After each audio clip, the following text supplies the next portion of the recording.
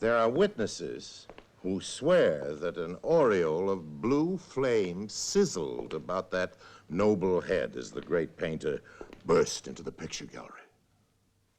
What is remembered, what will never be forgotten, is the terrible incandescence of Picasso's rage.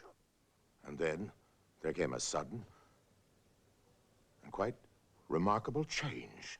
Those famous staring eyes now stared as eyes have never stared before.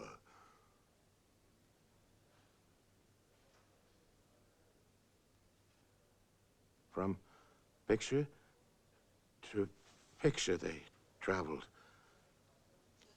Oh, 22 of them, recognizing none. Not one single canvas in that whole collection had been painted by Picasso.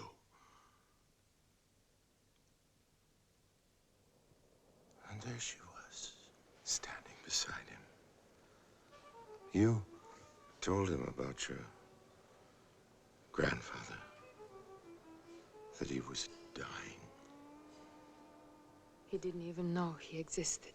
Nobody did. The greatest of all the art forgers remained always a legend, mentioned only in whispers.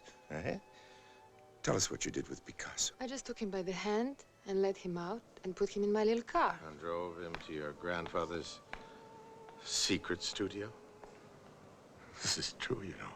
But what's amazing is that he went with her. Here's some pictures. These are the last I took of him. And the first to be made public. He was never photographed, except in a family. He was very careful about that. That's why he was never caught. You know, I never thought to ask Elmire about it. After all, we're both Hungarians.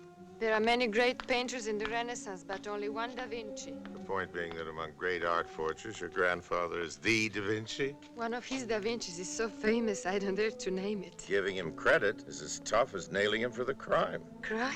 Well, he painted every last one of those phony Picassos of you. For every last one of which Picasso was very highly praised. But not to put it mildly, highly pleased. You must have known you couldn't get away with it. I got to meet Picasso. So here they are. The world's best and least known geniuses. My grandfather was very glad to see him. Picasso, said her grandfather. I've been painting you for years. All the great Picasso periods. I'm not trying too hard for the Hungarian accent, but I think that's how it went. Oh, yes. This girl, said Picasso, claims that you're dying. A dying art forger, he said, is still an art forger. No, you tell us what Picasso said. He called us both a couple of crooks. Oh, yes, said your grandfather is quite as honest as anyone that young, that beautiful, and that Hungarian has any need to be. She's stolen my pictures, said Picasso. She made you a gift, senor. She gave you a whole summer. It's not more than the price of 22 Picassos. And where, for God's sake, are they now? Pablo. May I call you Pablo? No. Well, senor, it seems that in my son-in-law's new little art gallery there are 22 paintings, every one of which has been acclaimed as a masterpiece. At least that's the best critical opinion. The best critical opinion is a load of horse manure. Or words to that effect. Oh, perfectly. We agree on that, senor. But you have so little reason to be bitter. Is there a man in all the world who doesn't know your name? And who in all the world knows mine? You are one of those that use so many names that you forget your own. I, senor, am not one of anything. Like you, I am unique. You've seen my big Cézanne at the Metropolitan? Is that just a forgery, my friend? Is it not also a painting?